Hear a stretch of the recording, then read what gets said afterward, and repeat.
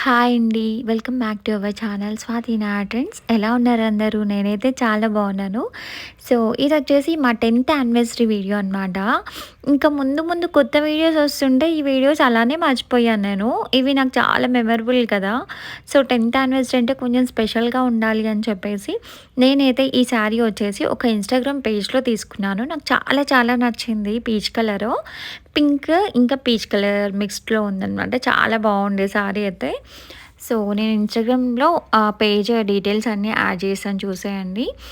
ఇంకా 10th anniversary కొంచెం స్పెషల్‌గా ఉండాలంటే ఒక మంచి టెంపుల్‌కెళ్ళాలి గదా! ఆ రోజైతే శంషాబాద్ దగ్గరున్న అమ్మపల్లి టెంపుల్‌కి వెళ్ళాము.